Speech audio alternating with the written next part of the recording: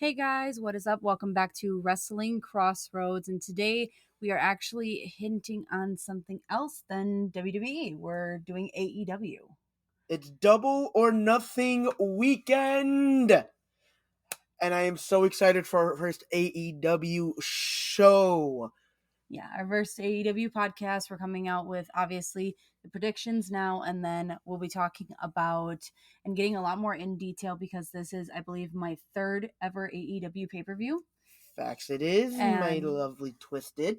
So we'll be talking more about hinting on everything and talking a lot about everything afterwards, So we do apologize for this coming out a bit late. The AEW card was overly stacked and not necessarily coming out with a clear card up until literally yesterday afternoon. And we were just, our schedules didn't work in order to get this out any earlier than right now. So we're going to jump straight into it. Pyro, get us started. All right, we have the buy-in match, Hookhausen versus Tony Nese and Mark Sterling. And this one was unanimous between Twisted, Desario, and myself. We all picked Hookhausen to pick up the victory on what will be pretty much the first match of the night.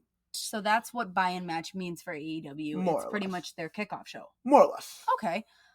So jumping right into the next one on our list, we have the AEW World Championship Hangman Adam Page versus CM Punk. Now, you and Desario went up against me and chose Hangman. Your reasoning for that? One, we're not trying to buy into the nostalgia factor that is CM Punk right now. We both also felt that the timing right now, anyway, it's just too soon to pull the trigger on him being world champion. And I'm going to point out when he won the world title in Ring of Honor and in 2011 in WWE, the same result where I'm winning the title, I'm turning heel, I'm taking the heck off.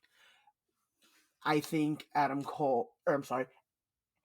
Page has an Adam. Facts. Has some type of I need to protect my title and I need to protect my show going into this, and I think he's going to do whatever he can to make sure Punk doesn't pull the same thing there. Well, I'm hoping on that, but at the same time, I'm going Punk entirely. You know me, I love CM Punk. I loved his 434-day reign in WWE. You know how I am with him. You're just running through the nostalgia factor. Love you, but... Hey, call it what you want. Still love my Punk. Take us into the next one. All right, moving on to the next match on the card, not necessarily in the order of what it's going to showcase on the show. World Championship Women's Division. Thunder Rosa defends against a former CM Punk colleague, Serena Deeb. Yep, in the Straight Edge Society, correct? Yep, she actually posted on Twitter earlier with a picture of them two and caption reading 12 years later, tonight we crown two new world champions. Again, we don't feel the same way. Serena, sorry to tell you, we think Thunder Rosa's walking in and walking out the same exact way, holding the AEW gold above her head. I think it's just too soon to pull the trigger on taking the title off of her. She just got the thing. She just got the thing, and nobody really remembered that she held the title, as me and you were talking about earlier. Nobody really knew that she still was champion because she hasn't defended it. She won it twice. She won it 2 months ago. 2 months ago, defended it about a month ago now at Battle of the Belts versus Nyla Rose, and then since then has not been a relevant factor in the company for the most part. So why do that to your champion? It doesn't really make any sense. Jumping into the next one, we have the Triple Threat AEW World Tag Team Championship match. That was a mouthful. Yeah. So we have Jungle Boy and Luchasaurus, a.k.a. Jurassic Express, taking on Ricky Stark and Powerhouse Hobbs versus Keith Lee and Swerve Strickland. Did I say that correct? Yes. Okay. So me and Desario went against Pyro and chose Jurassic Express, whereas you chose Team Taz. Care to explain? I think it's time for Jungle Boy and Luchasaurus to lose their straps. They've held on to them long enough. They've done a really good job of elevating the tag team division. I think it's time for the light to shine on somebody else. And I think Team Taz having the longevity that they have, I think it just makes sense because Lee and Strickland are an example of something Vince would pull. I'm just going to take two guys that I know work well together and kind of just throw them there. Plus, I think Hobbs needs some gold around his waist at this point in his career. He is a future world champion on the singles division, on a single competition end. I think this is a good way to showcase that. And I will state that I do need a singles triple threat match, or at least this teaser between a moment of Lee, Hobbs, and Luchasaurus somewhere in the match. somewhere in the match. But you were saying that they elevated the tag titles. One thing I did want to ask. Are you worried at all that if the belts come off of them, off of Jurassic Express, because the fact that they've elevated it so much that it could drop down significantly when dropped onto Team Taz? I don't think so, just because, again, it's another solidified team in your division. Okay, all right. Understandable. And I also, another reason is I just think if you take the straps off of Jurassic Express, I was going to say Jungle Express for whatever reason, I think you can focus a little more on one of your four pillars, that being Jungle Boy. Yeah, as we were talking about earlier. Yep. I think you can kind of put him in a single spotlight. Not world title, but definitely a run at the TNT title at some point in the future. Yeah. All right, take us into the next one. All right, moving on to the next match, we have TBS Championship. The TBS Championship being defended. Shade Cargo and Anna Jay. I, myself, and Desario Twisted and Desario. I cannot English. You cannot speak today. It has been like this all day, I swear. It has been like this all weekend. Oh, jeez. But anyway, we all have Jade walking in and walking out as champion, because honestly, at this point, she has been on fire since even before winning the strap, and I don't think there's anybody on the roster right now that can put her out.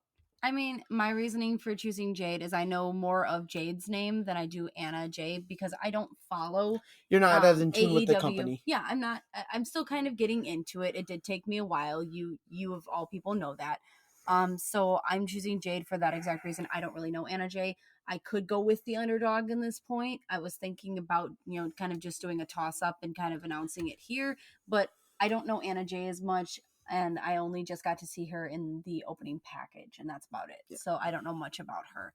The next match is the MJF and Wardlow match. I know you wanted to talk about that. Oh, yeah.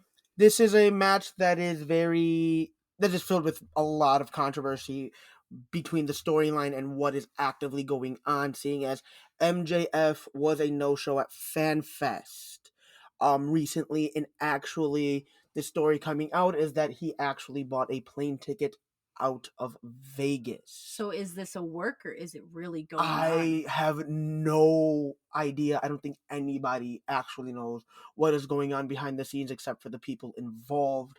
And I do appreciate them for keeping that under wraps, and I'm hoping we get more details as the show goes on, because I would love to see this match actually take place. Because I think it'll be good for everybody. So we also had another no-show at FanFest, which was Samoa Joe, but that was just a miscommunication, so I'm glad he'll still be part of everything going on, Double or Nothing. So the picks were you and Desario went for Wardlow. You have your own reasonings behind that. So much for his career, given all the hoops he had to jump through, and like MJF said, he did not start off as a AEW employee. He was an MJF employee.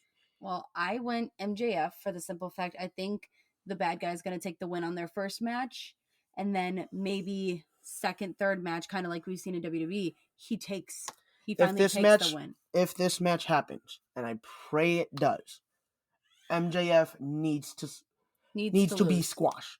Like, okay. We need this to solidify Wardlow as a legit competitor. Straight up squash match against MJF. MJF gets little to no offense in. It is the Wardlow show. Belt in, belt out. No questions asked.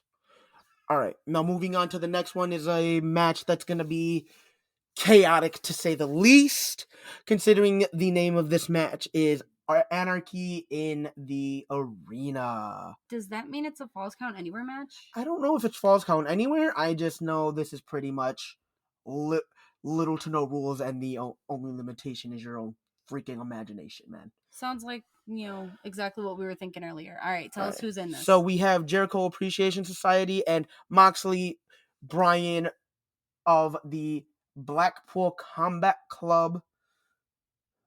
I don't know how much I like that name. All right, Actually, continue. it fits. Santana Ortiz and Eddie Kingston 5-on-5. You are the odd man out once again, picking Bryan, Moxley, Santana Ortiz, and Eddie.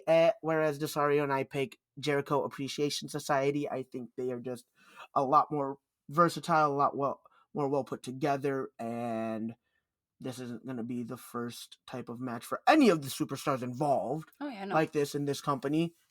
I think it's just going to be a lot of fun. I think that, I kind of agree with you. This isn't obviously their first match. However, I go with the odd man out because you look at the type of people that they have standing aside from them on the ring, aside from Jericho Appreciation Society, and the destruction that these men can cause because they've done it before in other matches. You've seen them go through, higher things. Yes, you've seen that in the Jericho Appreciation Society. Getting to that. However, the destruction that we know that Eddie Kingston will put himself through, and the destruction that Jon Moxley will even put himself and others through, I think could possibly give them the advantage in this. I mean, I've seen Santana and Ortiz put their bodies through actual hell. I have yet to see that, so I'm going with my 5 men out. All right. But all right, circling back, now we have Owen, the men's version of the Owen Hart Foundation tournament. The finals are going to consist of the Samoan Submission Machine, current ROH TV champion, Samoa Joe. That's a lot of things to introduce somebody. All right. It's Samoa Joe. He's worthy of it. All right. Versus Adam Cole, baby. Twisted picked. Actually, Desario. I'm sorry, that is Desario. Picked Adam Cole to win, whereas myself and you picked Samoa Joe to win. I think this match is it's going to be a technical beauty. It will be a lot of back and forth, and I cannot wait for it. And in any other promotion, this is the main event of your show, yes, without a shadow of a doubt. Going in next, we have the Women's Owen Hart Foundation Tournament Finals, which is Britt Baker versus To Be Determined. It is between two women, Statlander and Ruby Soho. In this, we all did pick Britt. I mean, she was a previous champion, so she's got that. I know what it takes to win. And me and you had discussed if this gives them another title shot or not. We are not 100% I'm not 100% sure. I cannot remember off the top of my head right now. But if this does give Britt another title shot, I'm for it. I love it. I'm for it. Especially if she goes against Thunder Rosa. That was a match. That was beautiful. And I'd love to see it again. And my other thing is Britt has the time to prep for her opponent. Yes. Yes, she does. All right, bring us to the next. All right, going on to the next, a match we have seen quite a few times, and a match that I don't think will ever get stale in my opinion. You have the Young Bucks and the Hardys. Desario picks the Young Bucks, and we went Hardys, childhood favorites, and I think this match would actually just benefit them at this point, not only in their career, but with this time in their time in AEW. I think it just makes sense right now anyway. To have them win. If there's no rules necessarily in the match, I can't wait to... I'm more scared of how sick the Young Bucks are going to come out for. Letters for Jeff! I'll take it. All right. Next one, we have the Death Triangle versus House of Black. Now, remind me who's in the Death Triangle. Death Triangle is Rey Fenix, Penta Zero Miedo / like 6 other names, and the Bastard Pac. All right. And House of Black consists of? Buddy Murphy, Buddy Matthews. Thank you. Brody King, and Malachi Black. All right. So all of us did go for House of Black. Your reasoning to go against Death Triangle? I think House of Black is just up and humming right now, and I think they need this win a little more than Death Triangle. Death Triangle has been a heavy favorite, heavy heavily featured. I think House of Black needs to get more eyes put on it, and I think this is the best way you do that. All right. You want to take us into the next All one? We right, got two more next left. match we have Darby Allin versus Kyle O'Reilly, unanimous pick. We have Kyle O'Reilly getting hit with a coffin drop and taking an L. You know my reasoning for going with Darby. Yeah, you're attracted to him. Hey, he's hot. I mean, who wouldn't? I mean, both these men can work They beautifully. can work a ring, yes. And I think I'll take Darby working in a bed with me, though, over This is Kyle a family O'Reilly. podcast. Oh, chill out. Shush. Chill out. This is a family podcast. But I have Darby winning this match due to he has the coaching of a Mr. Sting, and he just came off of a beautiful match with one Mr. Jeff Hardy not too long ago, and I think that it's going to be great. And I don't think Kyle O'Reilly is in 100% fighting shape after the physicality that him and Samoa Joe went through in their match in the Owen Hart Foundation tournament. I guess we'll have to see tonight. Finishing off our list, we have Frankie Kazarian, Sammy Guevara. Kazarian? Okay, yes. I apologize. Sammy Guevara and Ty Conti versus the TNT champion Scorpio Sky, All Ego Ethan Page, and Paige Van Zant. Now, we all went with Frankie, Sammy, and Ty, but you wanted to touch on something in this match. Yes, I want to point out that this storyline has been great. The rivalry between Scorpio and Sammy has been very nicely done. Stipulation is that if Sammy, Frankie, and Ty lose, Sammy and Frankie cannot challenge for the TNT title, I believe, for as long as Scorpio Sky still holds it. Really? Yes. Oh. I also want to touch on something Scorpio Sky did, the revealing of his new gold and purple strap with the 8 and 24 in honor of Lakers legend Kobe Bryant. Rest in peace. Thank you. I love that is a beautiful touch. I thought him putting his personalized spin on it, just like the champions before him, was great. I know you were kind of waiting for what he was going to do with the title. So yeah, well, after Frankie and Sammy destroyed the strap previously before this reveal, I think I figured it was going to be something that fit him. Yeah, and I don't think this fits him any better than what it does. Exactly. Yeah. All right. That is all for this podcast. Make sure to tune in later tonight when we do our recap and talk about everything that went on during the show. Any other words, Pyro? Enjoy the show, enjoy the podcast, and we'll talk to you later. Laters, guys.